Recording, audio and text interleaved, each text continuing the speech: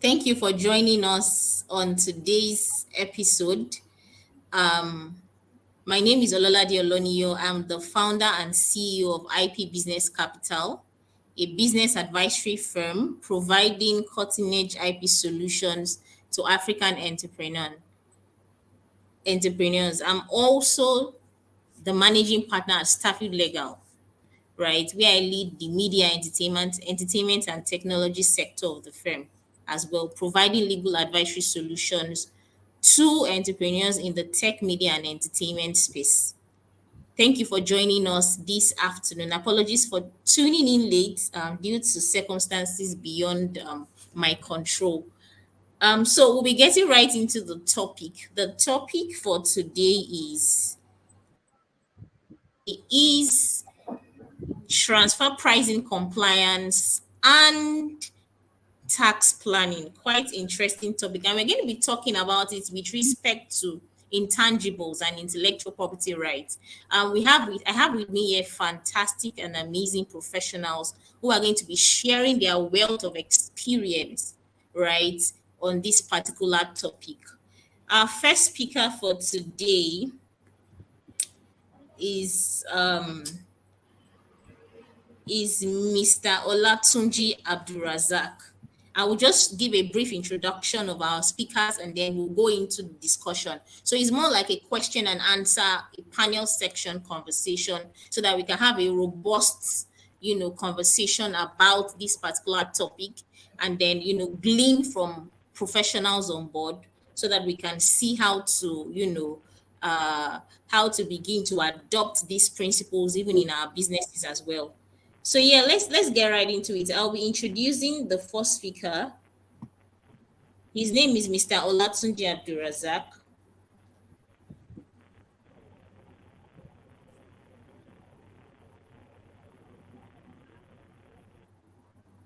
Mr. Olatunji Abdulrazaq is the founder of Tax Mobile Online and the managing partner of AOA Professional Services.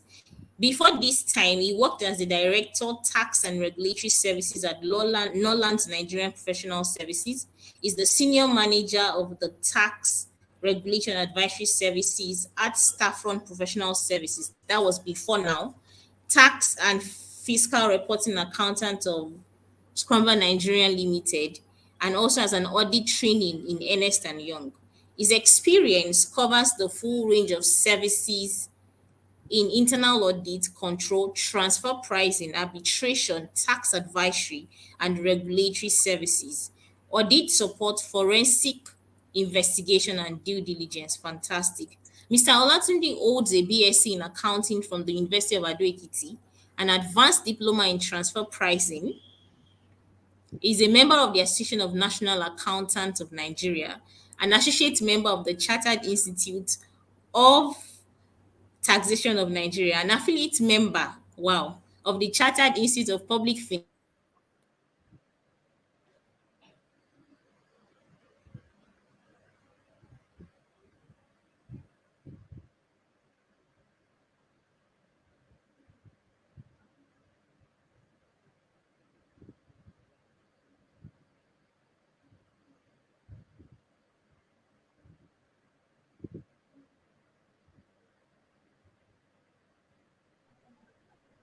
I think he has a problem with our network.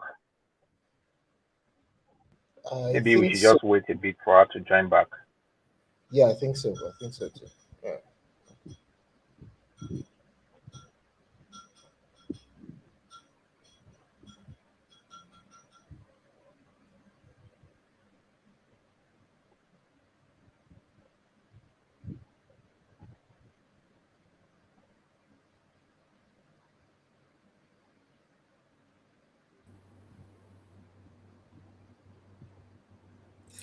Apologies, it was my network. Please, can you hear me? Yes, we can now. Okay, fantastic. Yes. Sorry. Welcome back. Thank you, sir. So he's an associate member of the Chartered Institute of Arbitrators, UK, Chartered Institute of Administration, associate member of the Australian Tax Institute, and a member of the International Fiscal Association. He has written a number of fantastic publications. As you can see, ladies and gentlemen, Our speakers for today are heavyweight professionals. Thank you so much for joining us, sir. It's a pleasure to have you in our midst. You're welcome. Our second speaker for today is Mr. Adeleke Ajose. I'm going to be reading his profile very soon. He's a finance professional with over 15 years of experience. Wow. Cutting across various sectors such as infotech infrastructure, print media, audit, valuation, security, and currently in fintech. Wow. He started his career in 2006 with Resourcery Limited as a cash officer, and this was shortly before he went into youth service. He derives pleasure from seeing small businesses grow and transcend into blue chip companies. Awesome. Awesome. Thank you so much, sir, for joining us. It's a pleasure to have you in our midst, sir. We hope You're to welcome. learn from your wealth of experience, 15 years professional experience. Thank you so much for joining us, and thank you for your time as well. You're welcome. It's good to be here. Okay, I see that Mr. Olatunji Abdulrazaq, um, the network has to favor us today. He must favor us. So. Okay, I guess he will soon be joining us. Okay, he's already in again. Awesome. Okay, so let's start with you, Mr. Olatunji. You know, can you hear me, sir?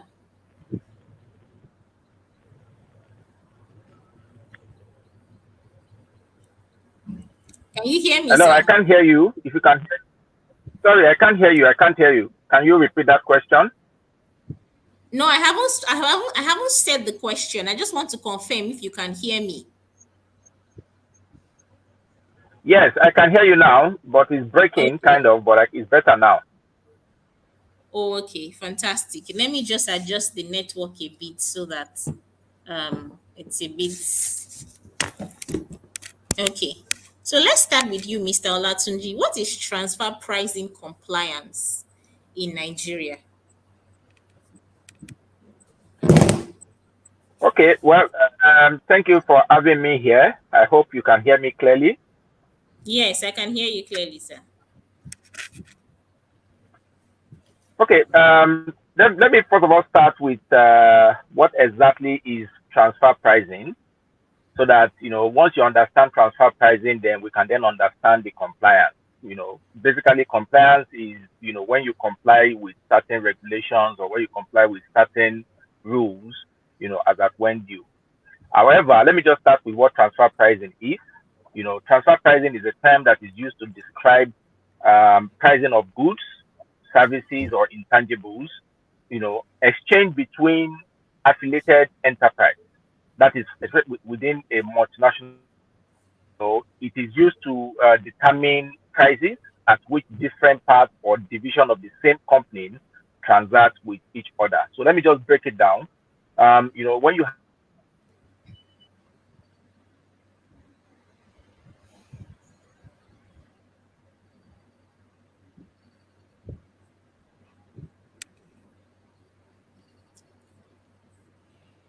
The network is now our favor today. Yeah. Network is now our favor today. Uh it's coming back soon. So let's be Okay. patient. He's going to be joining Um, us soon. I believe it's probably because he's in transit. So He's in there are transit. many Okay. blind spots. Yes. Many blind spots. Oh, okay. And the conversation is going to really be an interesting conversation. Yes, it will. So, yes.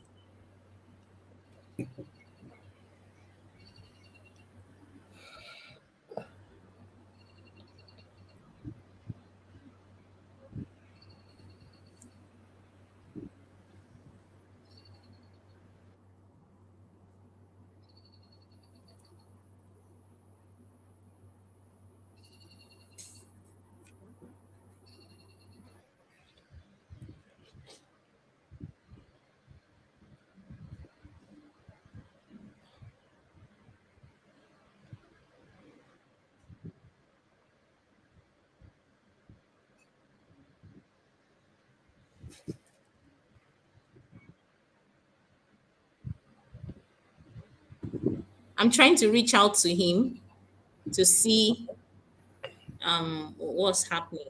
Check what's happening.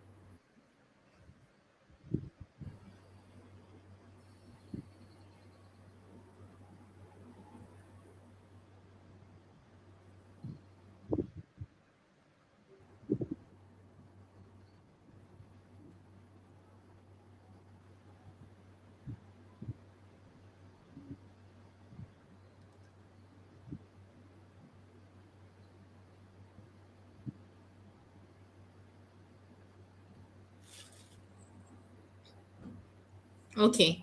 It seems is connecting back now. Okay. It's back. Okay.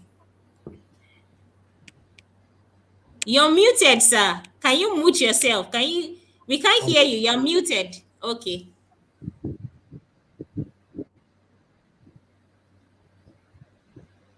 You're still Hi, muted, sir. sir. You're mute. Can you unmute? Yes.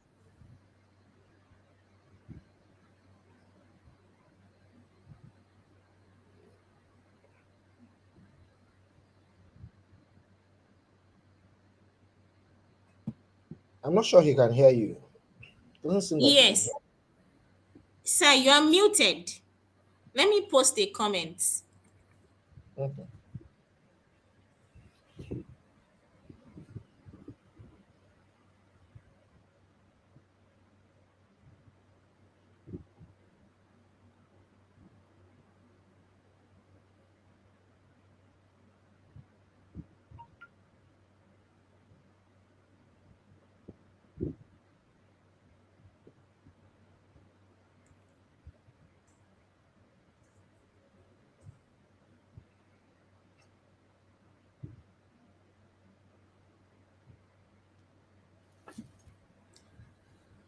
Hello, sir.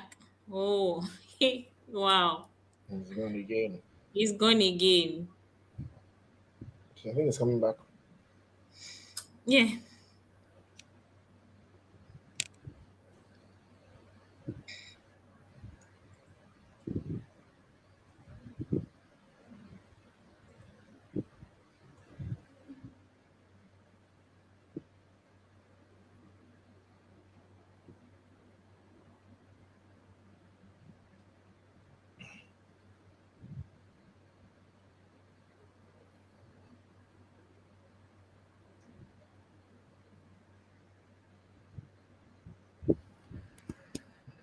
He's back.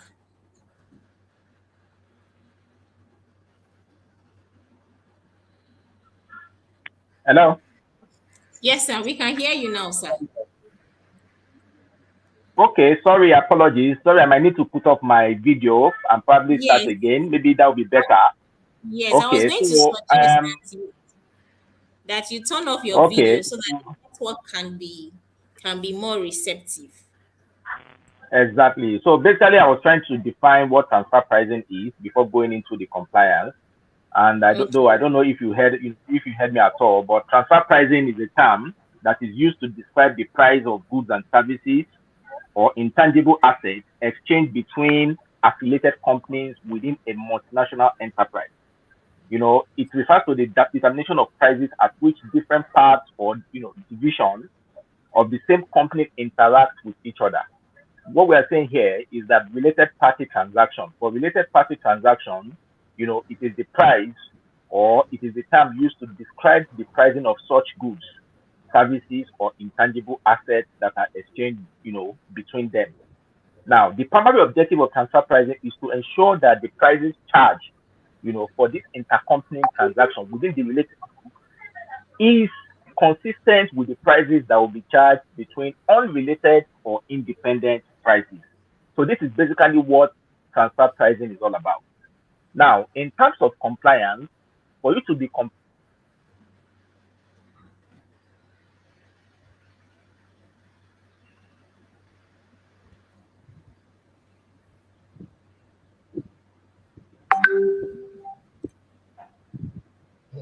Network. Are you still there, sir? I'm here. You can't hear me? Yes, we can hear you now, but at some point we lost you. So where we lost you was where you said, with respect to, we got the definition of transfer pricing, but when you started to talk Okay. about compliance, we lost you. Okay, so what I'm trying to say is that compliance, that we have the transfer pricing regulation 2018, which is Yes. the relevant regulation, that guide transfer pricing compliance.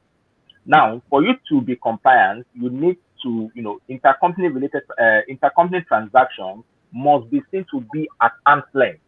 And what do we mean by this arm's length? If, for example, you transact within a related party or affiliated party, the price of goods or services, within those related parties must be consistent with the price of goods and services between unrelated parties. So let me say, for example, let's say Mr. A and Mr. B, are brothers, and they want to sell car. Maybe the elder brother wants to sell to his younger brother at a particular price. And now, if for example the market price is $2,000, what it means is if Mr. A, who is transacting with Mr. B, of that same value of that car, if he transacts it at $2,000, then we will say he has done that at arm's length. But if you consider the other way, and so because it's my brother, okay, you can buy it for $1,500. That means it is not inconsistent with the arm's length principle because they are related as brothers. The pricing is different from what the market is actually saying. So transfer pricing compliance is saying that you must sell your prices between the related parties must be consistent with the price of goods, services, or intellectual assets or intangibles must be consistent with that of unrelated parties. I hope you get my explanation. Definitely, sir. Thank you very much. So, from everything you spoke about, I was able to see that transfer pricing is really about the price of goods and services must be consistent with the prices of goods and services between unrelated parties or unrelated entities. So, because the transaction is happening in arm's length, that is, the transaction is happening amongst people or organization within the same um, within within a confined existing relationship. So those prices of goods and services is going to be deemed to be consistent with the price of goods and services between unrelated services. That's why it's generally referred to as transfer pricing. And then there's also a regulation as well, right, that governs that, and there has to be compliance with that transfer pricing regulation um, for effective compliance as well with respect to the law. So thank you very much, sir. That was really clear. So moving on to the next question, right? What specific regulation in Nigeria guides transfer pricing method? And are there any relevant compliance procedure or documentations required for transfer pricing compliance in Nigeria? Okay, yes. The regulation that guides transfer pricing in Nigeria is the Transfer Pricing Regulation 2018, and the Transfer Pricing Regulation 2018 is very, very clear. And if you look at the Transfer Pricing Regulation 2018, there are some other relevant tax law because that particular regulation is subject to some of these relevant tax law, company income tax, VAT, personal income tax, and the likes were also stated there. But basically, what the law is saying is that, you are required to also prepare what we call the transfer pricing documentation. Now, the Okay. transfer pricing documentation, yes, the transfer pricing documentation entails a lot of things where you are also required to keep both local and master files. Now, these local files and master files, also entail the type of method which you have adopted. When I mean the type of method, it could be the COP method, or it could be the resale method, it could be the transactional method, and the likes. We have about 5 methods which is consistent with the OECD guidelines because all countries, I think we have about almost 138 countries that have also signed, to the OECD guidelines. So if anybody is going to be compliant, even if you have a local law, this local law to some extent, are principles, from the OECD guidelines, except some, few changes, depending on the jurisdiction where you are operating from. So, okay, fantastic. So you mentioned the fact that the local laws, you mentioned the fact that the OECD guidelines also have to be taken into consideration with respect to transfer pricing compliance. Is that applicable in Nigeria? Is Nigeria a member, or is Nigeria a part of this OECD guide? Do we have to really comply with the OECD guidelines? If, for example, a transfer yes, pricing regulation, Nigeria, okay, okay, yes, Nigeria is a member. Nigeria okay. is a member. The truth about it is that the OECD guideline, is like a principle, and also guidelines. And I can tell you that most of the OECD guidelines, about close to 70 or over 70% of these are adopted into the Nigerian transfer pricing regulation in Nigeria. And that is what it is also done like that all over the world. So most of it were adopted. A lot of the guidelines are adopted. The arm's length principle is adopted from the OECD guidelines. All the transfer pricing methods to determine your arm's length price are also adopted from the OECD guidelines.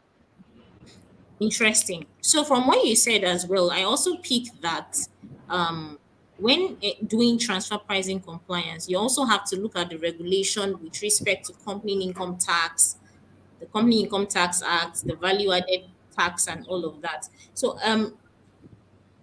which one really supersedes? So if, for example, you as a tax consultant, you want to do a transfer pricing compliance for a client, are you going to look at the OECD vis-a-vis the transfer pricing regulation and also other tax laws? Is that what you're saying, that you have to look at in terms of compliance? You have to look at these different regulations in order to properly comply with the law. Yeah,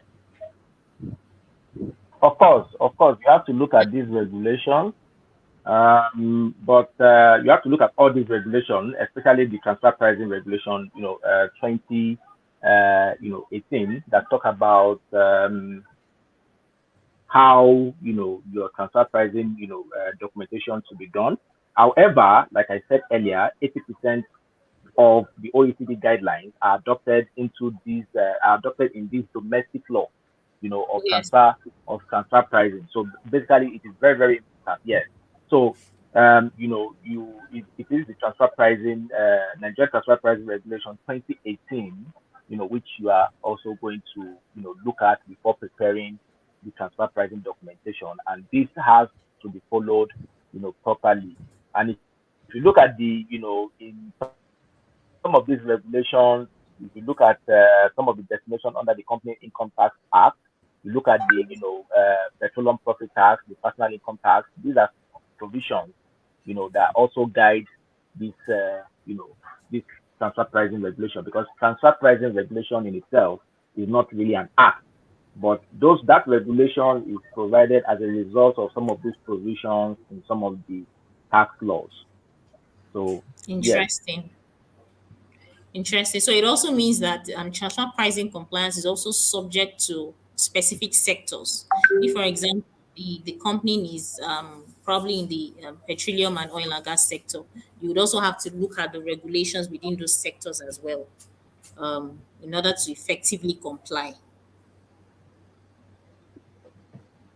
Yes, exactly. It's very, very important. And basically, if you look at the transfer pricing regulation 2018, the regulation gives a fair effect to the relevant provision of personal income tax, company income tax act, petroleum profit tax, capital gain tax, value added tax, because some of these provisions are what actually give the legal backing to this regulation. So definitely, once you have related party entities or related party transactions, you have to ensure that those transactions are inconsistent with the arm's length principle. That means Mm. whatever price that you use in transacting within that affiliated entities must be consistent with, the unrelated parties. And, the transfer pricing regulation is very, very clear. It defines the provisions given to it. It defines the objective of the transfer pricing, just to protect the Nigerian tax base and to ensure that, people are actually paying, the effective taxes, and that profit has not been, transferred or transactions ahead to a lower jurisdiction, or that, they're trying to curb as much as possible fictitious transactions. So these are the importance of transfer pricing that I've also mentioned there. And the transaction between connected persons, like the sales and purchase of goods and services, purchase or lease of tangible assets, transfer, purchase, or license of use of intangible assets, provisions of services, lending or even borrowing of money. So if you are borrowing money within yourself, you still have to, you still have to consider transfer pricing, because if it is not done at arm's length, when the relevant tax authority comes, they're going to do what we call adjustment, and that Yes. might, expose you to tax. So these Interesting. are the importance of, you being consistent with consistent principles. Yeah, Fantastic. Thank you very much. Thank you so much, sir. that's it basically. Yes. Yes. So let me move to, seeing that we've already spoken about the OECD, right? The OECD guidelines as well as the transfer pricing guidelines. Let me quickly move to Mr. Adeleke. So Mr. Adeleke is a financial expert. I mean, with over 15 years of experience. So my question really will be accounting standards, right? I mean, generally accounting standards dictate how intangible assets should be accounted for in companies' financial statements, right? There are different accounting standards.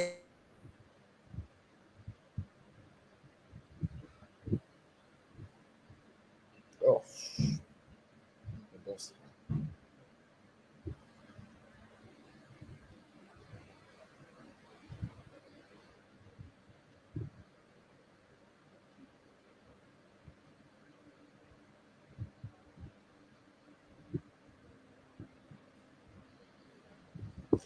Well, I guess we'll have to wait for her. We lost her again.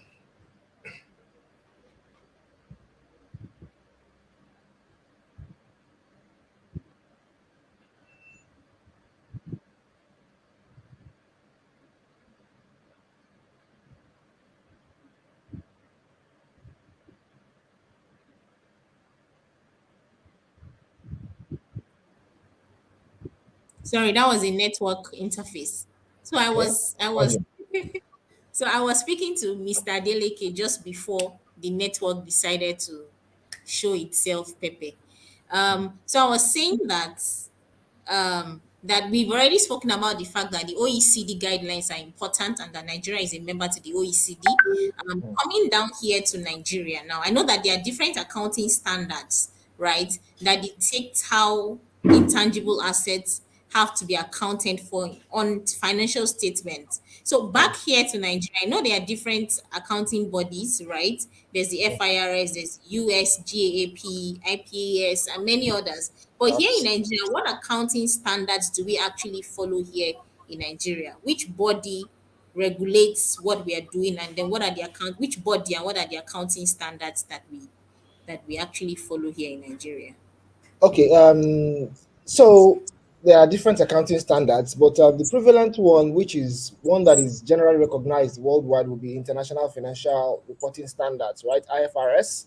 But in Nigeria, what we majorly use will be the Nigerian Financial Reporting Standards, which is aligned with the IFRS. I mean, you find that the whole IASs that we have and they are very aligned with International Financial Reporting Standards. So, for the purpose of preparation of financial statements and reporting and all of that in Nigeria, we generally will focus on the Nigeria Financial Reporting Standards that is issued by the Financial Reporting Council of Nigeria. So that's basically what it is. Fantastic.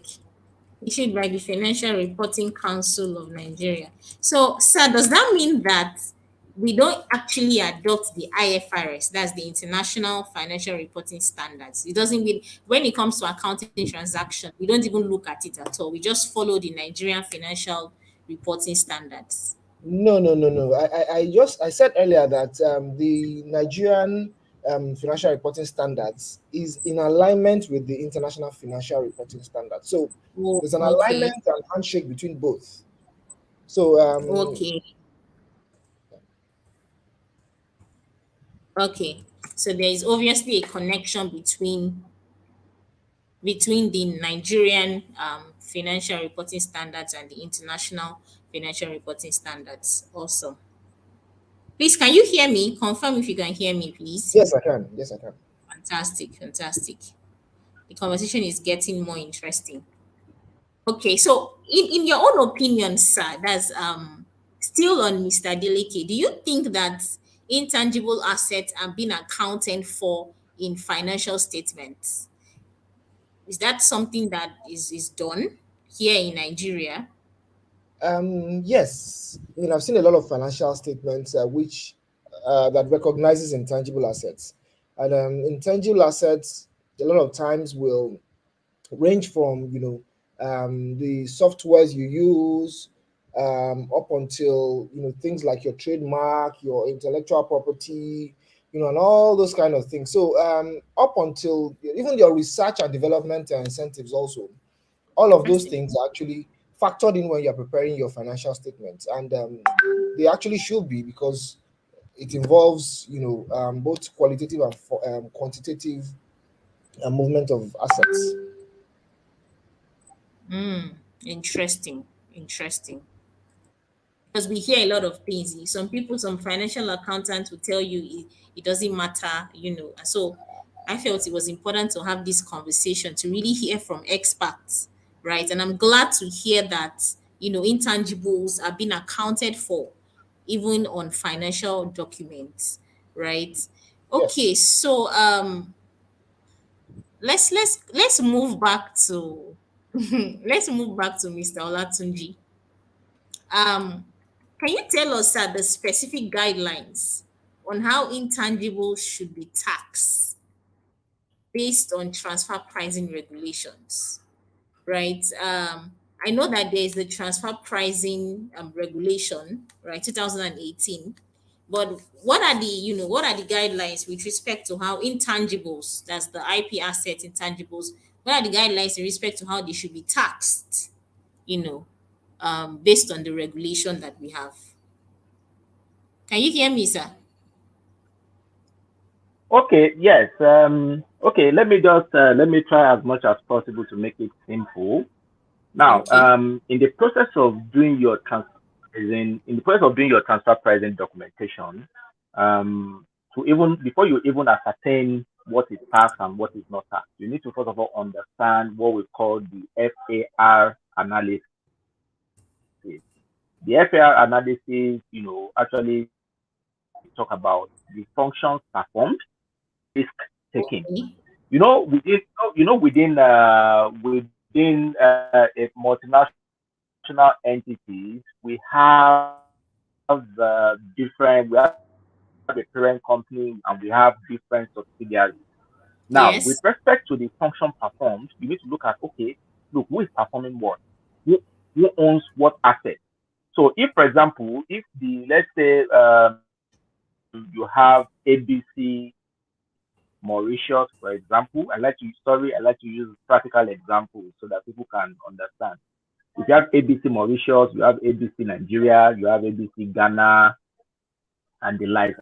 And let's say the intellectual property is actually sitting in ABC Mauritius, for example. Of course, there will be what we call the licensing agreement. Yes. So that licensing agreement, talk about, okay, who owns what. You know that, yes, let's say ABC Mauritius, and there's a licensing agreement to, okay, you can use this intellectual property to do certain things at a licensing fee, right? Yes. So if you are doing that, it is from this licensing agreement, then you you can then look at, who owns what, who is deploying what, and, who is using what particular what. So from there, and some of these things has to be clearly stated in the transfer pricing documentation as well, Okay. because there is what we call the functional analysis, that actually breaks down all these all this that I'm talking about. The functions performed,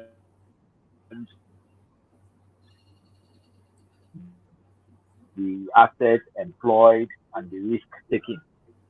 So it is from here that you'll be able to do that. Because if, for example, Mauritius is saying that, okay, pay me, let's say $100 on a monthly basis for using this, and before you send the fees, of course, withholding tax will be applicable. So if you're paying them and they're not even here, of course, you have to deduct withholding tax. So basically, the subject of the agreement will determine, the kind of things that Okay. that are also there. Even Relevant. apart from licensing agreement, we also have this technical service agreement where probably some experts are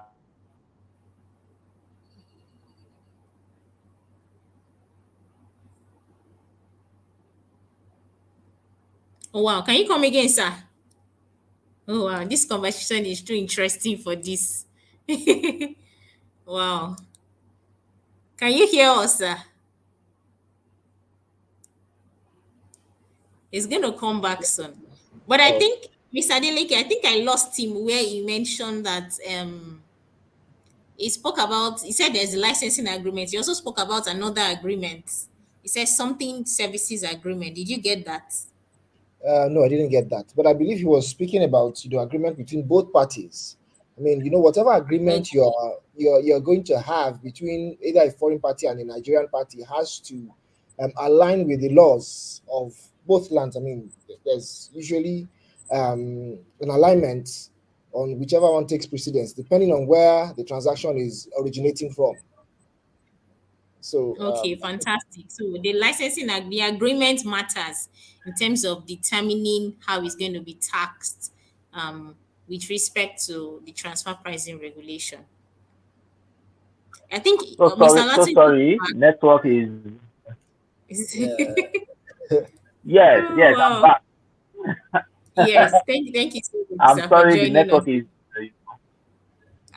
Not at all, sir. I mean, the yes, network is not, what we hope that it keeps favoring us today. yes. So Okay, I so was we back. lost you. Yes, Yes, we so lost you where yes, you mentioned the fact that the agreement matters. I know you spoke about the licensing agreement. You also said there's another kind of agreement, right? yes. The That was where we technical technical service agreement. okay. Because if you're Oh, looking at even okay, let me give an example. If you look at the transfer pricing regulation, I think regulation 7, which is talking about the determination of arm's length conditions for controlled transaction involving the exploitation of these intangibles. Before you start talking about the exploitation of these intangibles, you have to take into account the contractual agreement and the following factors. There are some certain factors yes, that you have to look at. With regards to the yes, development of you have to look at the development of the intellectual property. You have to look at the yes. enhancement. You have to look at the maintenance, the protection, and Okay. the exploitation of the intangible assets. So definitely, you have to look at the functions performed by the person. You have to look at the management and control of those functions. Then you have to look at the contribution by the person of the asset, including whether financial assets. Like I said, you also have to look at the risk that is assumed by the person. So all these things will be well defined. It will be well defined because every jurisdiction around the world, if for example these multinational or affiliated companies are operating in three jurisdiction. For example, I mentioned Mauritius, I mentioned Ghana, and I mentioned Nigeria. Now, each of these relevant tax authorities will want to protect their tax base and get their own tax, their own fair share of taxes. So everybody wants to understand who is doing what, and what is being done, so that everybody get their fair share. So that is so it is the latest agreement, and this agreement that will definitely talk about all these things: who owns what, who has invested on it, who owns the intellectual property right, who is issuing license, and that. So these are the things that it is also part of the Nigerian transfer pricing regulation to ensure that our tax base is well taken care of, because most multinationals, what they are looking for is even to comply, and they're also looking for tax efficiency. Everybody is looking for tax efficiency to reduce taxes as much as possible in accordance with the law. So if your domestic law within your jurisdiction is not strong enough, we have a lot of experts that can structure transactions in such a way that at the end of the day, you might be getting a minimal tax. Okay. That's where the tax planning comes in with this arrangement. Exactly. Okay. Yes, exactly. Yeah. Fantastic. There's a whole lot of clarity right now. So I got the fact that the FRA analysis is important, right? Functions performed, who owns what, and the asset employed alongside with the risk taking. The agreement is also important as well, and also have to look at the other factors such as the enhancement of. We call it the FAR analysis. Yes. Function perform, asset assumed, and function perform, asset employed, and the risk assumed. Risk assumed. So it's also another important analysis that is required in transfer pricing regulation and transfer pricing compliance. It's a very, very important analysis that needs to be done. Wow, interesting. Thank you so much. There was something that I missed. You mentioned enhancement of IP assets, protection, exploitation. Then you said the something. I think I missed the first one. Is it deactivation? I can't remember. You said what? I didn't get that. Yes, I missed something. You spoke about the enhancement of IP assets. You said enhancement, protection, exploitation. Then you said something. Yes. Okay, those are the factors. Those are the factors. Those are the factors that you need to look at the contractual arrangement. Maybe the following factors, let's say development, enhancement, maintenance, intangible assets. Fantastic. Development of IP assets. Interesting. So there's a lot of clarity right now with respect to transfer pricing, intangibles, and tax planning. Okay, so let's come. I know Mr. Olatunji spoke about the fact that there has to be a lot of tax planning when it comes to transfer pricing, contractual agreements, and all of that. So let's come to Mr. Ajose now, right? Many a times corporate institutions battle to pay lots of taxes, and I feel like this is where tax planning becomes really important, right? Ranging from corporate income tax to tertiary education tax, property tax, personal, the taxes are just a lot, right? So in your honest opinion, how do you think corporate organizations can go about tax planning and managing payment of taxes? You're muted, sir. Sorry, apologies. I didn't know. Okay, so tax is a very interesting topic, right? And it's what a lot of businesses try to avoid. I don't know, particularly here in this nation, Nigeria, for whatever reason, right? So, but one of the things I always tell my own clients is that whatever you don't understand, you cannot manage. So the first step you need to take in managing or planning for your tax is for you to understand the tax laws within your jurisdiction. If you're operating within this nation, Nigeria, you need to understand the tax laws of this nation. I mean, we're not saying you have to be an expert in tax, but just understand, you need to understand, first of all, the taxes that are applicable to your business. You need to understand the different types of taxes, whether, your business is entitled to pay VAT, whether, all of the taxes available. Is it the VAT? Is it the CIT? Is it the payee? Is it the capital gains tax? And understand your tax laws first. And when you do that, it's easier for you to be able to navigate the system. The second point I'd like to mention is you also need to seek professional advice. We all don't know everything, right? So for you Yes. to plan well, you need a professional. I mean, yes, you might. A lot of people will say that it's expensive. I have to go and engage a professional, but a lot of times you're not spending that small money that you will pay a consultant will cost you a lot at the end of the day. Because I mean, when you run in trouble with tax authorities, you know what that is, right? Yeah. And the third point is that you need to maintain proper books. That should have been Mm. my first point anyway, because tax planning, for you to plan your tax, you need to know what your income is, you know what your expected income, what your expected expenses will be, what the assets will be, and all that. For example, there are certain allowances that are available for businesses generally. Capital allowance is one of them. If you do not if you do not know that you need to, if you don't keep proper records of your assets, there's no way you'll be able to apply your capital allowance, to your tax computation. And that brings me to the issue of tax incentives. There are a lot of incentives that the government of countries normally will give to different, depending on the sector you are. There are incentives that are available. For example, if you're in agriculture, there are incentives, tax incentives that are available for those in agriculture. Um, if you're in if you're into a new business, right, there are also incentives. That's something that has never been done before. There's also an incentive for that. So there are a lot of incentives, incentives that are available to business owners, which a lot of people do not know about, and that's why I say you should seek professional advice. If you're seeking Mm. professional advice, they will be able to let you know that, come, you're in agriculture, there's this incentive that is meant for you, and then you can make use of that incentive and utilize it, and it will help you manage and plan your tax better.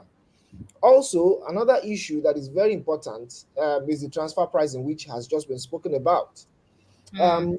It is very, very important for your tax planning. The tax Mm. man will let you know that, I mean, you cannot have a transaction between two bodies, between your entity and another entity, or even if it's within the same entity and related parties, and you are saying that you are going to just give for free. I mean, the taxman, that thing costs you something. There's a value attached to it.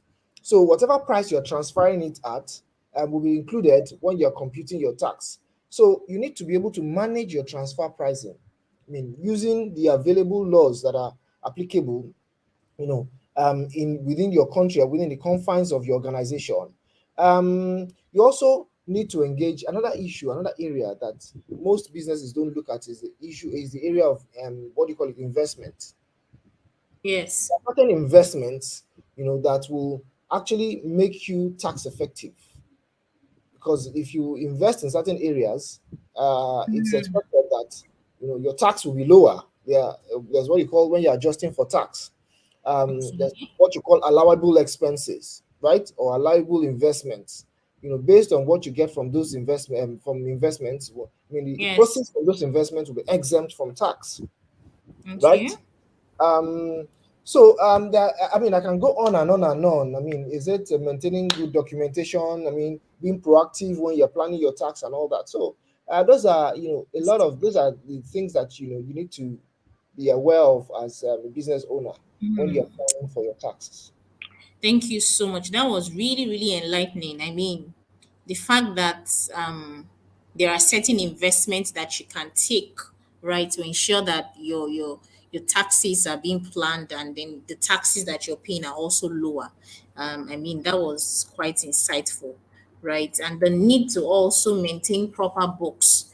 A lot of small business owners don't keep records, right? And they just try to evade it, and then when the thing becomes a big problem, they are now running, back to back, looking for the challenges, looking for the solution to those challenges. So we know right now that it's important for us to be proactive, and that we can also go about it in such a way that we can even plan it well. I mean, you don't have to pay all of it. You can be strategic with regards the payment of taxes and see how you can do one or two things to reduce and minimize the costs of the taxes that you pay. So that brings me to my next question, still with Mr. Adeleke. In an economy like ours, where people are like, what's the benefit of paying tax, right? The government is not doing much. I'm literally the government in my own empire. I pay money for light. I take my children to, I pay my children's school fees. I have borehole in my house. I regulate that. I know people just have reasons to feel like, why are we paying tax when the government is not providing the necessary infrastructure for the economy to thrive? So, what would be your advice? What are the benefits really of being tax compliant in an economy like ours, where it seems like we are bearing the burdens, by ourselves? We can't hear you, sir. You're muted. Sorry, I'm so sorry. Okay, so I will start by defining what a tax is. A tax is Okay. actually an obligation. It's not, it's a compulsory levy. I like to use Mm. that word. It's a compulsory, which means that it is compulsory for you to do it, whether you like it or not. And so in Nigeria, I've also had instances where I'm trying to manage a client and I'm trying to advise the client, you need to register for taxes, you need to file your VAT returns as I went due. And then the guy is telling me, oh, guy, what are you talking about? My road is being bad. I can channel this money I want to use to go and pay tax. I can channel it, to fixing the road in front of my house and all that. But a levy is a levy. The law is the law. And the law will definitely catch up with you at some point in time if you do not do the needful. So one of the major reasons why you need to pay your tax is to avoid the legal consequences. You need to avoid trouble with the organization and with the government. It's like I said, it's your contribution to national growth and development, right? Your taxes might not be used around your house, but we see things that the government is doing in Nigeria. Yeah, they might not be doing so much, they may not be doing fantastically well, but at least they are still doing some things. There are some roads that you ply, and you know that if not for the government, these roads will not be built. There's certain Mm. incentive to get to the hospital, general hospitals. What you pay there, you cannot compare to what you will pay when you go to a private hospital. Things are Mm. subsidized. So you need to contribute your own quota to national development. And how do you do that? You do that by paying your taxes. Another reason why you need to pay your taxes is your access to finance and support. If you need to access finance today, one of the major documents they will ask you for is, sir, can we see your tax clearance certificate? Right? Mhm. So it shows that you are a responsible citizen and that you are law abiding.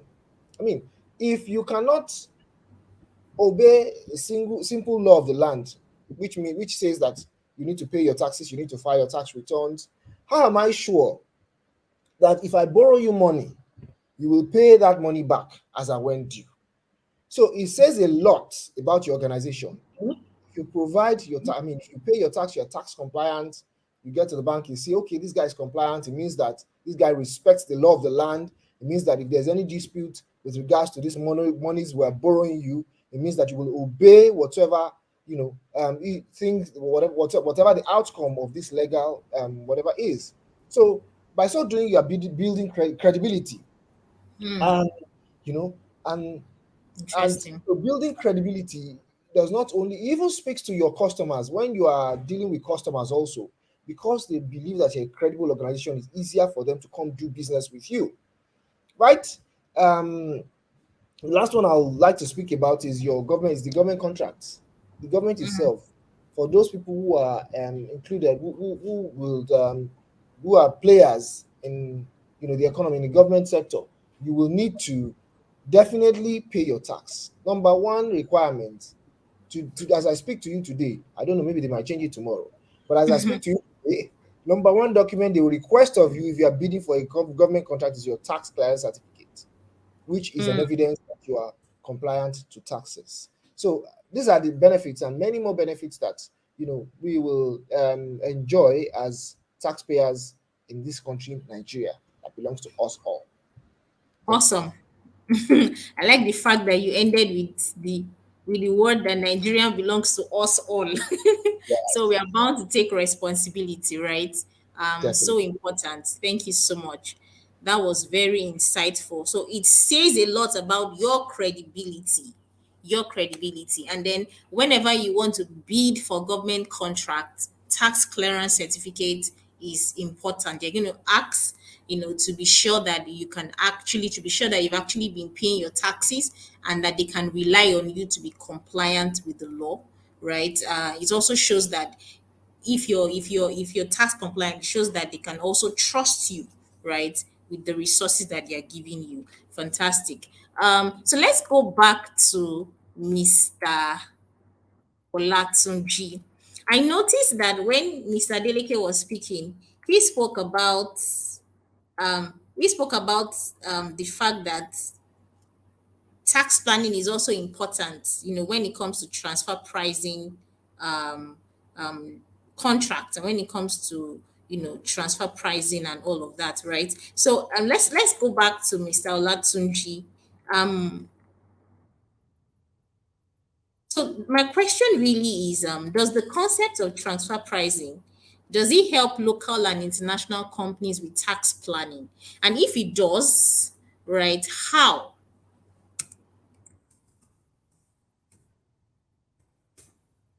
Okay, so when I mentioned the importance of transfer pricing initially, where I said that Yes. with respect on the government side, government is trying to protect the tax base, whereas on the multinational entity groups, they're trying to comply and also look for a tax efficiency. you know. So basically, it's from the point of view of tax planning under transfer pricing, under the importance of transfer, let's look at business restructuring. From there, you talk about business Okay. restructuring. If you want to do a proper tax planning under transfer pricing, you look at business restructuring, where multinational enterprise have a widespread, what they call it, involved in the cross-border redeployment of functions. That is what we call, Okay. you know, tax planning. When you do business restructuring, where you do a lot of cross-border redeployment of functions, assets, and risks between those enterprises. So, you can, also look at the effect of the profit and loss potential in each of the countries. And restructuring definitely involves, cross-border transfer of valuable intangibles. They have where they have control of the conversion of food-led distribution. Now, what this is saying is that when you're doing tax planning, everybody you have to look at the countries you're operating from. That's one. And that is why a lot of companies always go to where we have a low tax jurisdiction, Okay. where they know that, okay, we have a low tax jurisdiction. And that is why, if you notice, most of these multinationals that operate from Africa, most of them have their base in Mauritius because of the low tax rate. Now, let's also look at Dubai, for example. Dubai at a point in time, there was no, corporate tax. There are some taxes that they're just even trying to implement, and probably their tax rate is very, very low. So you need to go to a jurisdiction that has a low tax rate for you to be able to enjoy some of this tax efficiency, and that is where business restructuring comes in. And that's Yes. why you see that a lot of people will say, oh, the holding company is based in Mauritius, because that holding company is the owner of the intellectual property. You can Okay. imagine if they bring the owner of intellectual property is here now and is doing that. If he's earning income and you're telling them to subject them to about almost 30% tax, whereas in another Mm, jurisdiction, subject to just 10%. So they'll prefer to structure, that's what we call it, business restructuring, and okay. with deployment of this SAR analysis of the functions performed, the assets employed, and all those things. So these are the way, to actually plan, to actually do tax planning with respect of, getting tax efficient, from the cross-border redeployment of assets and other relevant, things that can affect your taxes around the world. Int- wow, interesting. So I'm hearing that there's a lot of balance there, right? Government is trying to receive taxes that are due to them, multinationals are trying to comply, but they also want to reduce the taxes that they are paying. And so that's why when there's a lot of restructuring going on, the companies will prefer to have the holding company in countries where the taxes that are being paid are quite low, right? So that brings me to my next question, still on you, sir. So are we saying that what are some of the transactions? Let me put it this way. What are some of the transactions that are connected to transfer pricing? I know you've mentioned restructuring. Um, what about sales, mergers, and acquisition? Is it connected to transfer pricing as well? And then when it comes to providing these transfer pricing solutions to companies, is it only multinationals that are the ideal clients, or we can also look at growing high growth companies as well? They might not be multinationals or high growth companies, or is it just SMEs? Right. So let me repeat my question again. Two questions. First question is, what transactions are related to transfer price? Is it just restructuring? Or can we also say that sales, mergers, and acquisition are related to transfer pricing? And then secondly, if you were to provide the transfer pricing advisory services to clients, is it only multinationals, or can we say that SMEs too are also in the loop as well? Over to you, sir. Okay, transfer pricing, basically covers cross-border transactions, and Okay. though there are some jurisdictions that have what we call domestic transfer pricing laws, where when you have different, an example is, let me use the likes of Wando or Dangote as an example. They are just within Nigeria, and they have the Dangote cement, they have the Dangote sugar, they have the Dangote this and all that within the same group. Yes. But Yes. domestic transfer pricing is I think currently country that does that is India. They have a domestic transfer price. Nigeria doesn't have that. Nigeria doesn't. And now let me tell you the important. Let me tell you why transfer pricing is usually cross border. Because Okay. let me just like I use Ghana and Nigeria for example. You have the Ghana Revenue Authority. You have the Federal Inland Revenue Service as the relevant tax authority in Nigeria that governs these taxes. So everybody is trying to protect their own tax base, and that is why they have to Mm-hmm. ensure that profit are not moved to another jurisdiction that they cannot tax. So basically, Yes. transfer pricing is more of cross-border issue, and the Nigerian transfer pricing Okay. regulation concentrates more on this cross-border, not on domestic.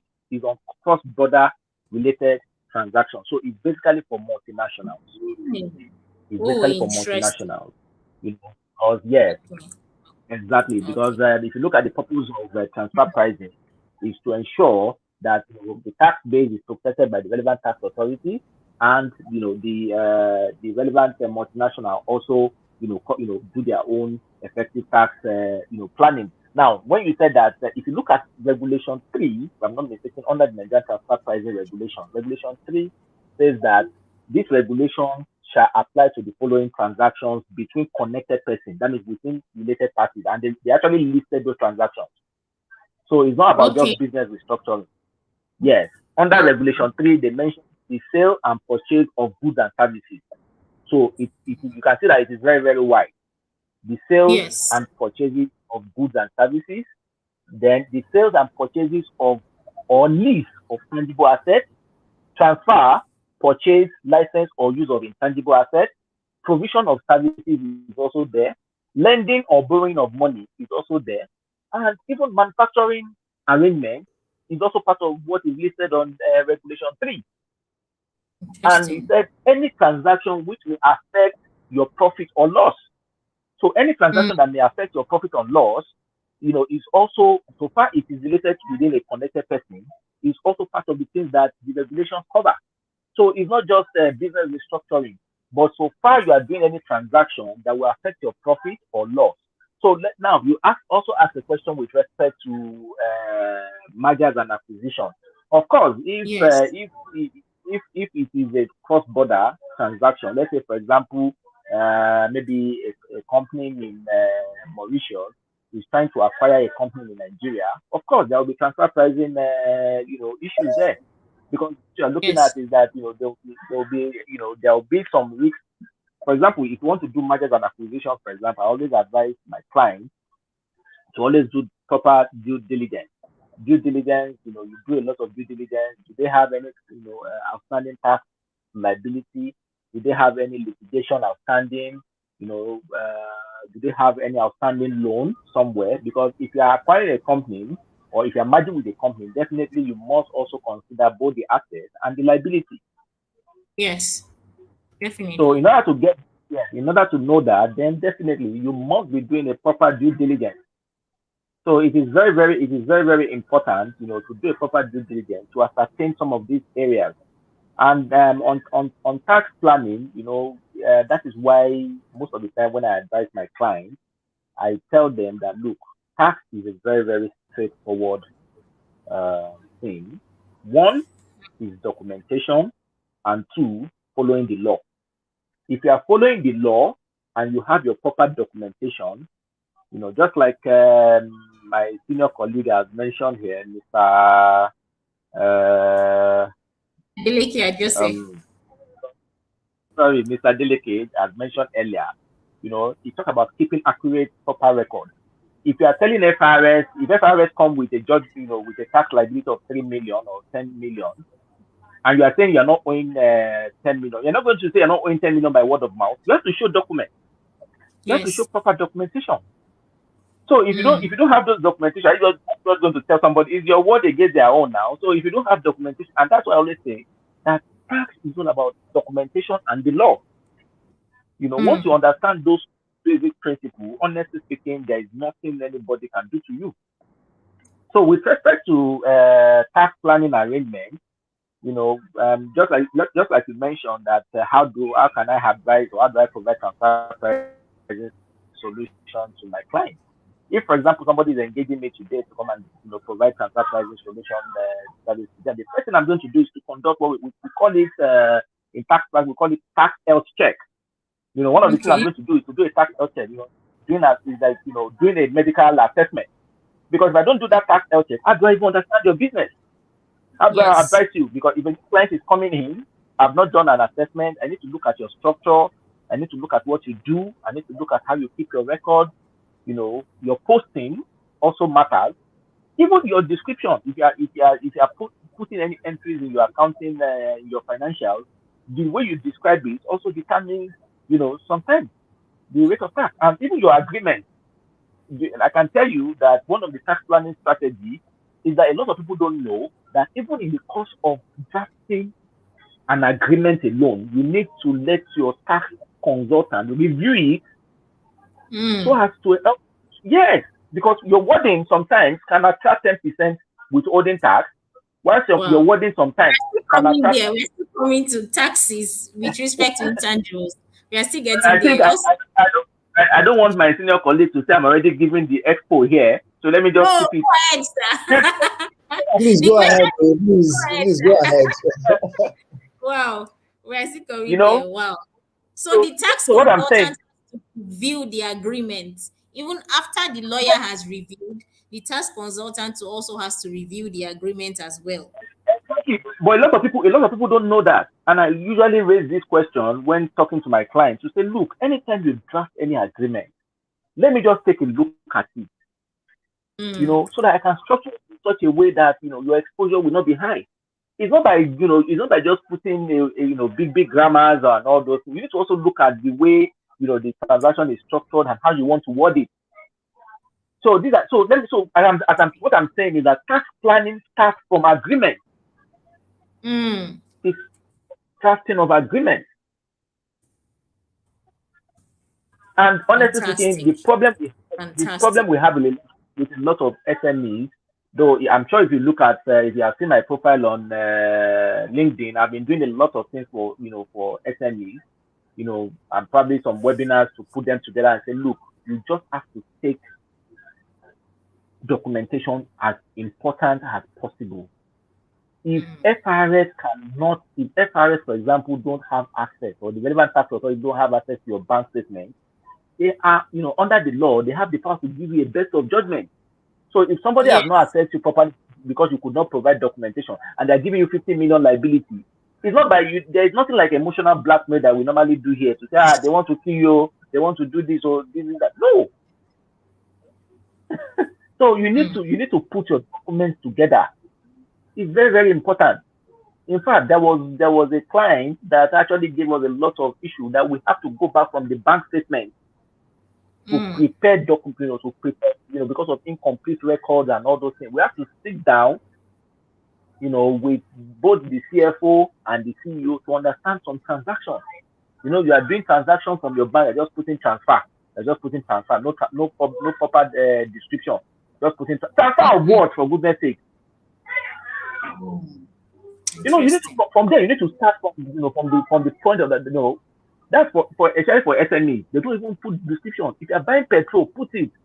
Purchase of petrol or something like that. People will know that yes, this is for you can classify it to transportation or to the cost of fuel and all those things. But people just keep putting transfer. What are you transferring to? And some of these transactions probably would have been done 3 years ago. That even the person that originated the transfer cannot even remember. So you understand the whole issue. Yes. Yes.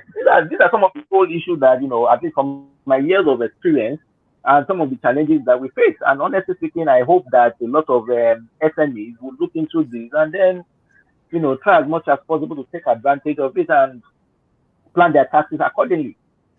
So I hope I've been able to do justice to that. I know you wanted to ask me another question, so you can go ahead. Over justice, sir. Thank you so much. That was very enlightening. Very enlightening. So my next question to you is, when it comes to the enforcement of transfer pricing, there's a regulation. If, for example, there's a dispute, right? Are there specific challenges with enforcement? And when it even comes to the applicability of transfer pricing in Nigeria, I know it sounds good on paper, there's a regulation. Are there specific challenges as well, right? If there are specific challenges, which of them should we be aware of? You see, the good thing about it is that in as much as everybody is trying to protect their tax base, there have been, ongoing restructuring even within the Federal Inland Revenue Service. They've been doing a very, very good job. People have been undergoing training. They've been attending conferences, and all those things, just to be sure that all those things are, just to be ahead. Now, one of the things is that if you look at when transfer pricing started, I think the first law or the first regulation was in 2012. Yes, Nigerian transfer pricing regulation was in the first one was in 2012. And then eventually there was, an upgrade and all that, and we now have what we call the 2018 Nigerian transfer pricing. And if you look at in the last 4 years, 2019, 2020, Nigeria has also been doing a lot of things in terms of Finance Act. Now, if you look at the Finance Act, as much as possible, is trying to ensure that Nigeria does not lose out, on what is due to it. Now, let me give you an example. An example with respect to transfer pricing is what we call the significant economic presence. In the past, we have what we call the permanent establishment, and all those things, where a lot of multinationals, you'll see that a lot of multinationals will just set up, they will set up a company here and probably have a subsidiary, and then say, oh, okay, we do not really have a permanent establishment here, and that is why FRS has gone ahead to sometimes to deem their income, at an effective tax rate of 6%. So what I'm saying is, for example, is that if non-resident company, because of course, for a non-resident company that you want to tax in Nigeria, how do you get their documentation? Who do you want to hold? Yes. So these are some of the challenges. These are some of the challenges we are talking about. They don't have it. They just make income from here, and before you know what is happening, they go over there, and then you don't even have access to their maybe financial statement and all that. Most of them will tell you that their financial statement is consolidated. It's not just Nigeria, probably there are other so they might not want to give you such. They might not want to give you such. They might not want to give you such information. Now, those are some of the challenges. Now, the solution to these challenges is that now there's what we call the exchange of information. FRS can write to the Ghana Revenue Authority now to say, look, there's a company operating here, we need so and so information from you, and the Ghana Revenue Authority will release those information, because there is an exchange of information agreement with, within all these OECD member countries and all that, where you can write and say, okay, you need information from this if the company or the entity has refused to give you such information. Now that is on one side. That's one solution. On the other side, with respect to the fact that, okay, if you want to tax them, I know this taxes has been on for a very long time. Where the FRS will use a dim income of about 20%. So they tax 30% of 20%, which gives you an effective tax rate of 6%.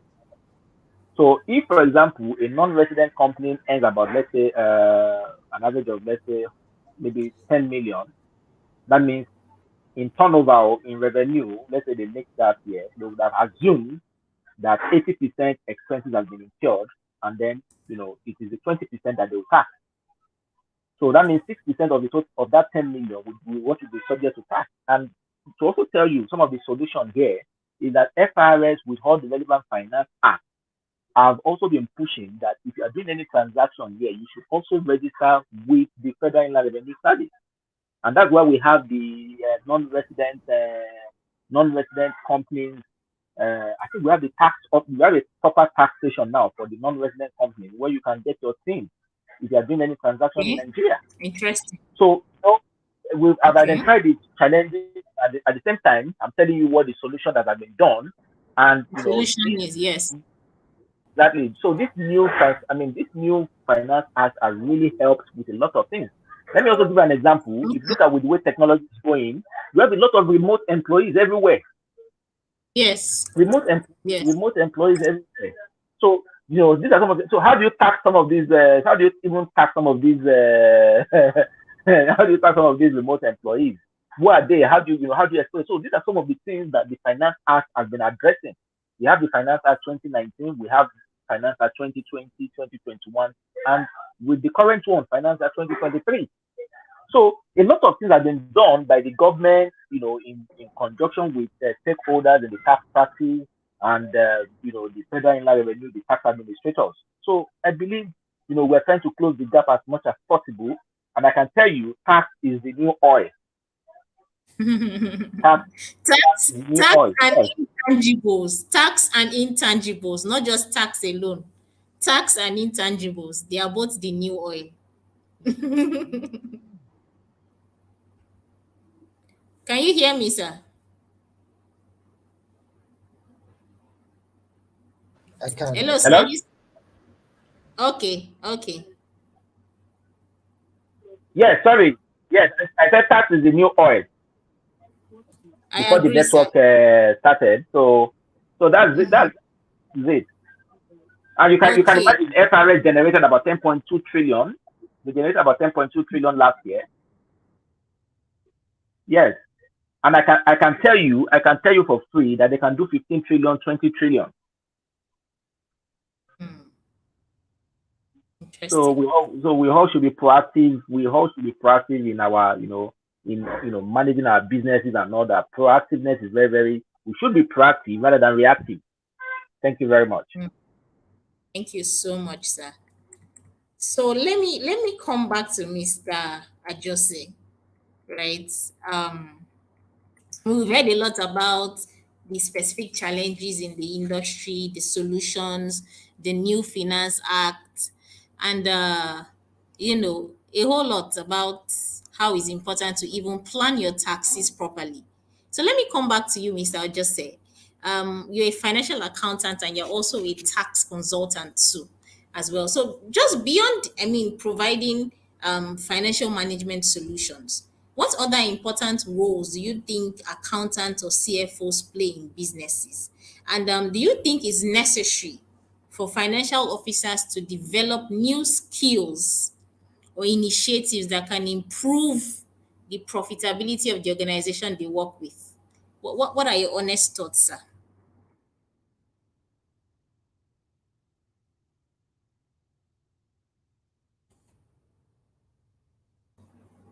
Sorry, Can you hear me, sir?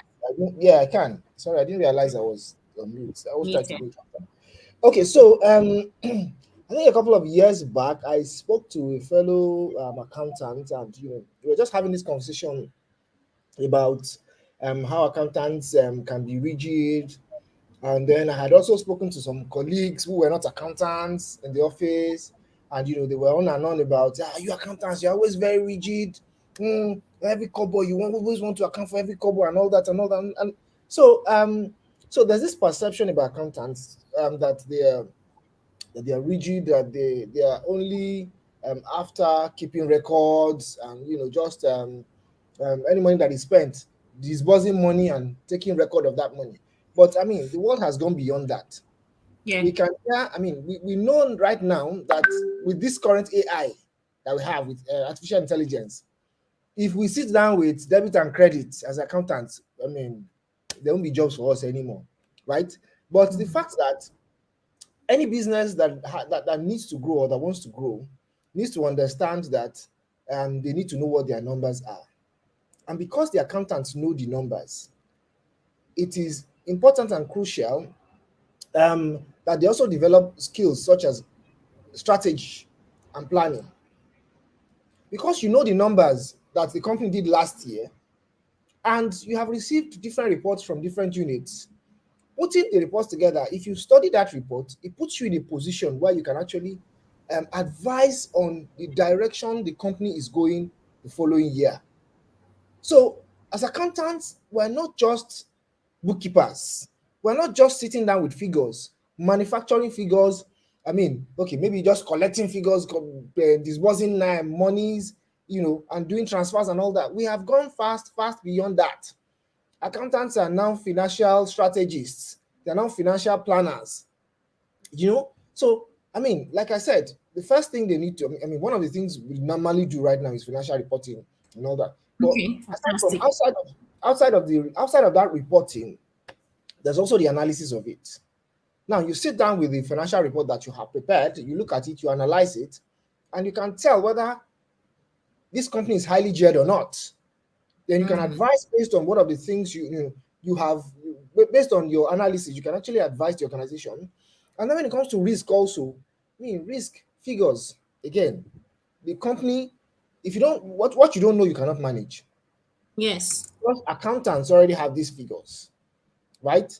And again, they also have reports from different sources, from different departments. The sales department will come. We need to do this advertisement for us to sell. I mean, you look at it, what are the numbers saying?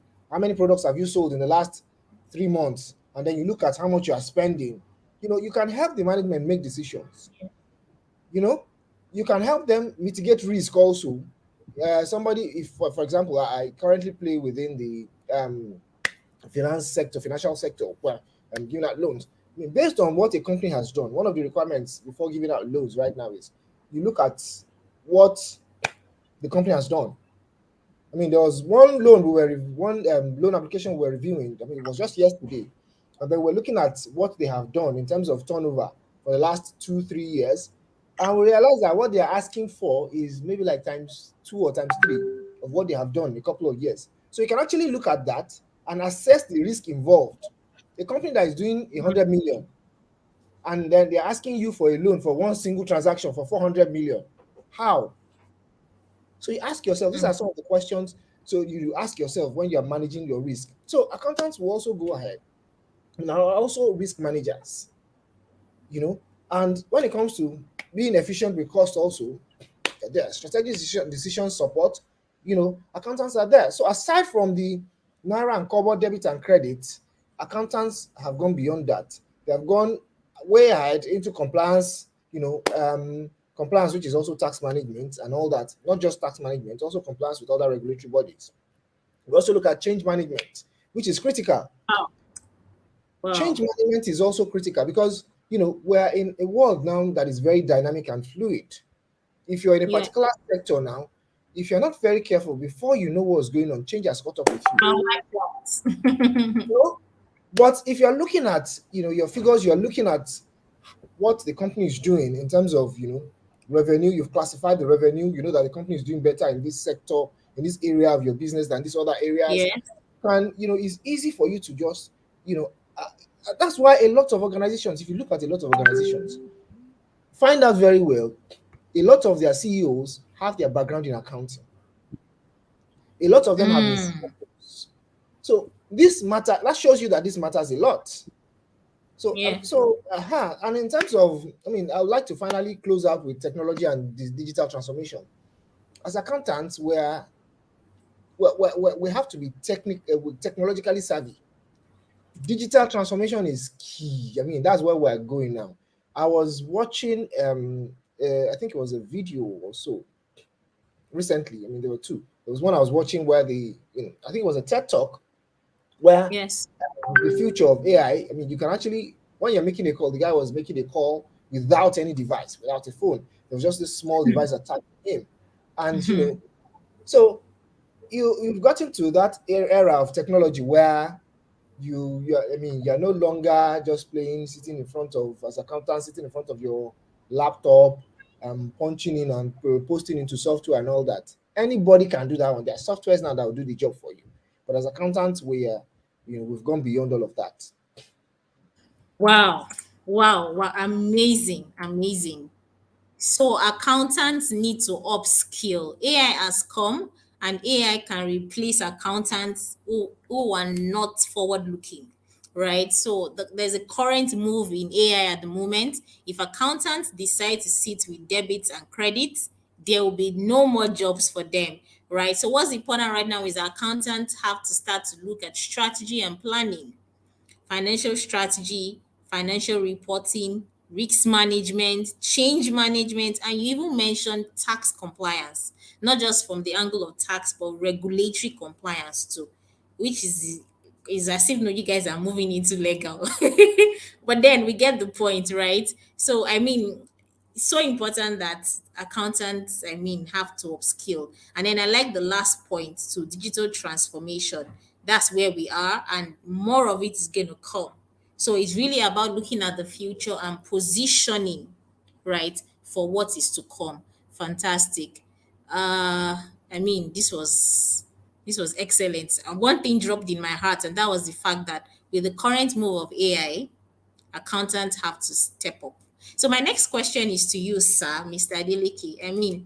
We've spoken about intangibles, we've spoken about transfer pricing, IP assets. So we all know that IP assets and intangibles, they have a great effect on profitability of a company, right? And intangibles can range from softwares to trademarks, data, algorithms, and all of that. So in your honest opinion, do you think financial accountants and analysts, they need to understand how to use IP assets and intangibles to drive corporate revenue growth, in your honest opinion? So when it comes to intellectual property, I still believe that it is still one of the areas that not only accountants, but a lot of business owners need to understand. And they need to really delve into it. They need to understand it properly because it can help growth a lot, and it can also destroy business. And I was speaking with my wife recently, and we were talking about how somebody registered a business, did registration with CAC, but didn't do the trademark registration and all that, and was selling a product. And then before he or she knew what was going on, the product with the same name, everything In the same market. in the That's same a market, that's a problem.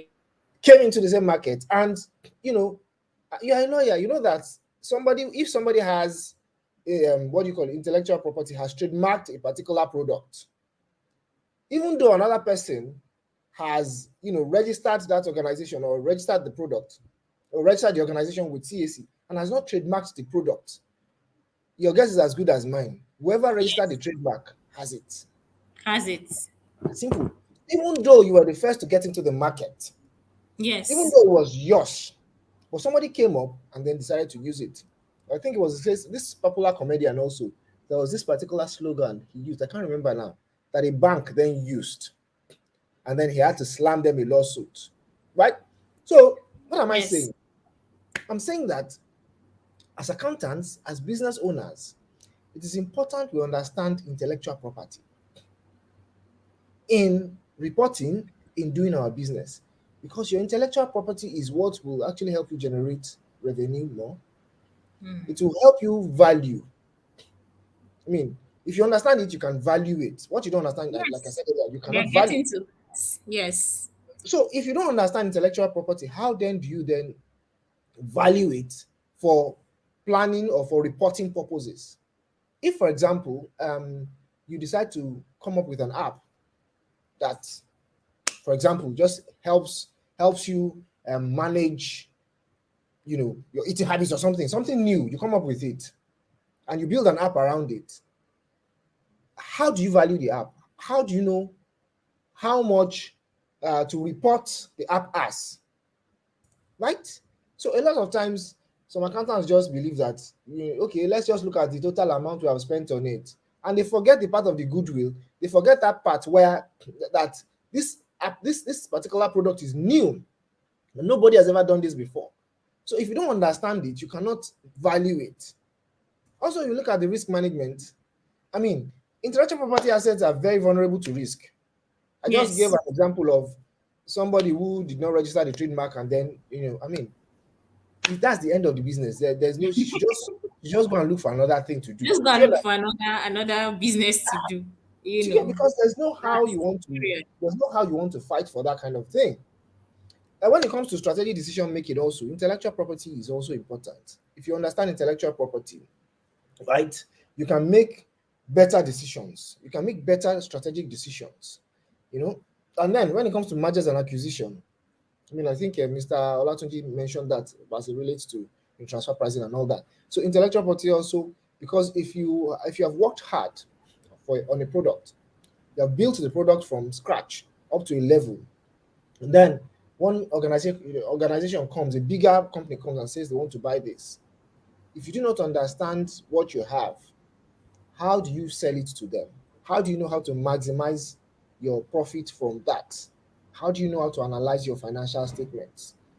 Do you understand? So it's something that everybody, not just accountants, also business owners need to understand intellectual property, and they need to, know how it is well valued, and they need to, guide against, mitigate the risks, that come with it. Fantastic, fantastic. So, in a nutshell, accountants need to know, since accountants are responsible for planning, reporting, valuation of assets, this is something they should also know about. They need to learn how to account for, report, and also value IP assets. In a nutshell, it's something that accountants should be aware of and something they should know how to do.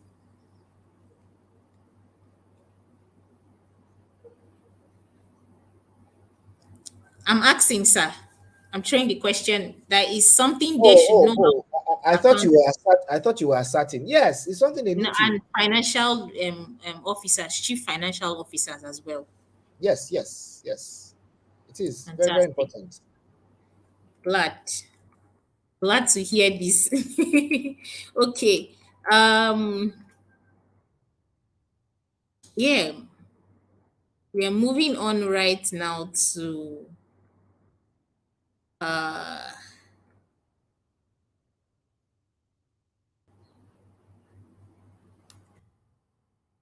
okay, we're moving. Let's go back to Mr. Wow, time has gone. Oh. But let's go back to Mr. Olatunji so we can quickly round up. Right? So I know when you were speaking about the concept of tax planning, transfer pricing, I know you mentioned that there are certain taxes that are payable with respect to intangibles and all the transactions and the agreements and all of that. So my question is, what are the main types of taxes that are payable with respect to licensing of IP assets, intangibles, and all of that, especially in Nigeria? Over to you, sir. Okay, well, it depends. When an asset is seen as an income, whoever is paying might need to deduct withholding tax. In terms of when you see it as capital, we talk about capital gain tax, maybe in the event of disposal and the like. And but when you see it as an income, withholding tax will be applicable. And when you see it as an asset, and when it is being disposed, then you will be looking at capital gain tax. So it depends on the nature of transaction, and it depends on the principle behind it. For example, like that licensing agreement that I spoke about. If if for example the licensing agreement is between Mauritius and Nigeria is meant to pay, let's say, $100 to the Mauritius company for it to be seen as an arm's length. One, is the Mauritius company going to also give the same license to any company outside their own affiliated entities at $100? So if they are also giving it to unrelated party at $100, then it's an arm's length. And before they pay such, then they should be done withholding tax. Now, when you mention the issue of merger and acquisition, for example, you know that merger and acquisition involve, disposal of assets, because whoever is acquiring, definitely somebody is disposing a particular asset and somebody is acquiring such assets. So in this Yes. particular instance, then you can be looking at capital gain tax, because Okay. if there's any gain on it, then capital gain tax will be applicable. So that's why I said it depends on the nature of transaction and how you look at it. So that's it. Fantastic. What about value added tax, sir? Does it apply Well, with respect to intangibles? of course, because even in the point of in the point of issuing such invoices and all those things, because we are talking about licensing agreement. So if I say licensing agreement is a service, isn't it? Is a service, and that is applicable on the provision of on sales of goods and services. So Yes. if I'm giving somebody the right to if I'm giving somebody the right to use a particular district, then definitely it will be applicable. Interesting. Wow. Awesome. So value added tax applicable, withholding tax, capital gain tax, and most importantly, it depends on the nature of the transaction as well. Great. Thank you very much, sir. My last question to you, just before we move back to Mr. Adeleke, is under the transfer pricing regulation and under the new Finance Act, are there specific methods that have been established for the valuation or the taxation of IP assets?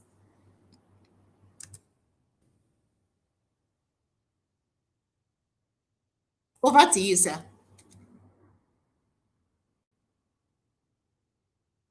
Hello, sir. Mr. Olatunji, can you hear me, sir? Sorry, what was the question again? Okay, sir. Let me repeat the question. The question is under the transfer pricing regulation in Nigeria and the new Finance Yes, Act yes. 2023, are there specific methods that have been established for the valuation or taxation of IP assets? The valuation or taxation of IP assets. Well, there have been, like I said, the Nigerian transfer pricing regulation already defined the different method that needs to be applied. So, in order to determine the result of a transaction, for you to ensure that they are consistent with the arm's length principle, have been hammering on this arm's length principle to show that whatever you do within the related party must also be consistent with what you do with unrelated parties. Now, these are the following the following methods has been listed. We have the comparable uncontrolled price method. We call it the COP method. We have the resale price method. We have the cost plus method, and we have the transactional net margin method, and the transactional, profit split method as well. So those are the methods, that are applicable to determine transfer pricing transaction at arm's length.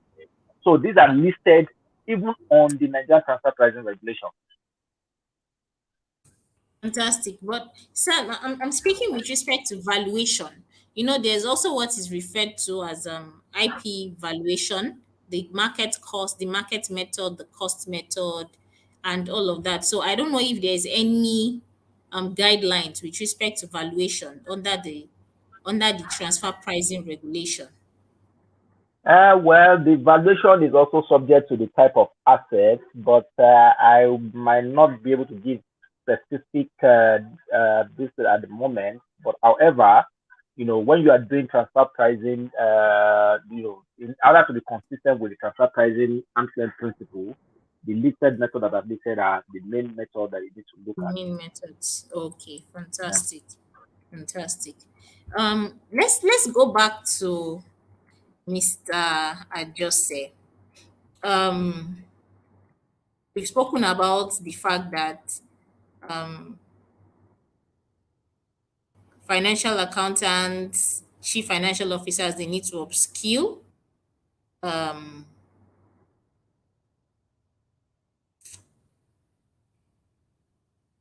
my next question will be topics such as intellectual property collateralization, intellectual property securities, insurance. I mean, these are things that are done in the US. You want to look at countries like Singapore, where they have a rich IP system. You look at the United States, European unions, and all of that. You see that they have systems, they have operations, they have systems that accommodate intellectual property collateralization, security. There's even IP insurance, right? But my question is, topics like this, do you think they are quite foreign to Nigerian bankers or financial analysts and accountants? And how true is this, sir? Okay, so topics like this are not entirely foreign, right? But Okay. what still need to be done? So in terms of the valuation of intellectual property and all of that. Um, so my scenario will be if you go to the bank, for example, and say, okay, I need a loan, and I want to collect. Because I need a loan, and I want to use my intellectual property as a collateral to collect. Yes. What do you think they'll say? They'll first look at you. So, but if you look at the foreign countries, I mean, it's possible for you to do that, but in Nigeria, it's not. And that's because there has not been enough awareness or sensitization about intellectual property. And I believe that that's why, that's where people like you come in, where you help to, propagate the gospel, for lack of a better word, of intellectual property and make people understand that it is a thing and not just a thing, it is the thing. And it's something that needs to, that people need to be aware of because, where we're going to, that's where we're going. So, Exactly. bankers, a lot of people, business people are not aware of it. Are not as aware. Let me put it this way: are not as aware of it as they should be, because people are aware of it. If you have a conversation with a couple of people, they'll know what it is, but they might not know to what extent its usefulness to their business, and how it helps them grow their businesses. So a lot still need to be done with regards to that. That would be my own opinion. Over to you, sir. Same question, Mr. Olatunji. In your honest opinion, do you think that, topics such as IP insurance, securities, collateralization, do you think is foreign to Nigerian bankers or chief financial officers, as it were? No, it is not. It is not because, like I said, personal development is very, very vital, especially in this field of ours. You need to continue to, develop yourself, upgrade yourself, and try as much as possible to upgrade your skills. So it is not new. A lot of people understand what this thing entails because we also have a lot of multinationals and we've seen a lot of foreign and local partnership in even financing some certain projects within Nigeria. So it's not new. Fantastic. So what then is the missing link? Why is it that if a person goes to a bank and they say, okay, we've been in business for 20 years, we have an IP asset and we have a couple of other assets that can serve as a collateral, but we also want to include our intellectual property, as a collateral for this loan and why do bankers frown to it? What's the missing link? Is it in terms of valuation or in terms of communicating the value of that IP to bankers? Is that where the missing link is? Well, not necessarily with respect to valuation. Of course, you can always employ an expert to do valuation for you. I think the major problem with financing in Nigeria is usually the availability of data. You know, people don't really have data of people. When you are in some developed countries, everybody has a social security number that is always updated as at when due or when there is any changes. Now we have BVN, we have NIN, we have this and all that, and a lot of things are still not happening. So I think it has to do with, we don't have that consolidated information or that particular data where people, we can go to any particular data and just look up on people. Because the most important thing is that this loan that you are getting from banks are actually people's deposits, and they have to protect it as much as possible. If anything goes wrong, how do they trace the person how do they trace the borrower? And yet, so that's the major problem, I think. I think because, and that is why a lot of these things are collateralized. That, they ask you to bring assets or they ask you to bring properties and all that. So Okay. that's it. It's more of an issue of data and credibility. Yes. Okay. Fantastic. I also think that it's also an issue of valuation. Like Mr. Ajose mentioned, right? If companies are able to describe in clear terms the value of these IP assets, I mean, bankers can buy into it. There also needs to be an awareness too, as well. But Pushing it out. it's also possible to get a valuer, to assess Yes. it as okay. Exactly. So if I can get a professional to evaluate my intellectual property asset, I say, okay, this is the cost, these are the total number of subscribers on it, and we believe that, this is the total value. I believe, we can always get that such expertise to do that, in my opinion. So I believe you can always get a valuer. Okay. Interesting.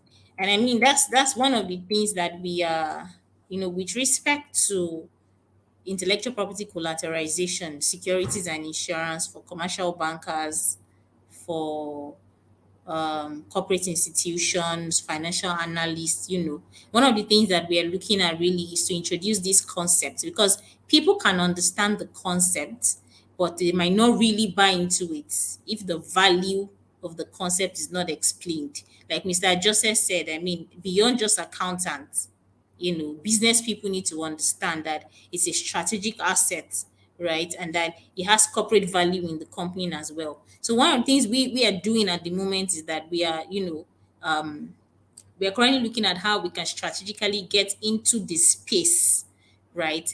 To start with, education, sensitization, and of course to develop sustainable solutions, right? That these organizations can buy into as well, right? So one of the things we have done, myself and my team, is that we have created a standard survey form, right?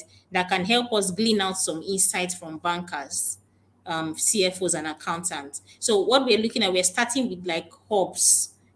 Probably there's a financial hub for bankers, or there's a physical hub or platform, right, for bankers and CFOs in Nigeria. Our hope is that once we dish out these surveys, we can really hear, because for you to create a solution, you also have to hear from the people you're creating the solution for, right? So our hope is that we can dish out some of these surveys and then gather some insights, also interview people, run some research here and there, and just hear from the market itself, right? How these things are working out, what the issues are, what the challenges are, and how we can come in to provide this solution. I hope it's okay, sir, if I come into your DMs, hopefully to ask for one or two introductions on any active hub or CFO platform, so that we can just release these forms, pass it across to them, and get some viable feedback. I hope No that's problem. okay, sir. No problem at all. Okay, awesome. Awesome. Wow, we are gradually coming to the end of this conversation, and this conversation has been one of the most interesting conversations I've had this year. I mean, spot on, very enlightening, and I'm beginning to see the possibilities, right, for the growth of IP in Nigeria and across Africa, right? I like the fact that transfer pricing has come. I like the fact that AI is here, and I like the fact that accountants and financial officers need to upskill, right? I want to say a special thank you to our guest today. Thank you so much, Saz, for honoring my invitation. I really, really appreciate it. Thank you so much for your time. Um, we have actually come to the end of this amazing roundtable discussion. Thank you so much, Mr. Adeleke Ajose. Thank you, Mr. Adetunji. Thank you, sir. Thank you. Thank you so much for your time despite your busy schedule. I really appreciate it, Okay. sirs. Thank you so much for having me, Ololade. It was nice being here. Thank you. Thank you, sir.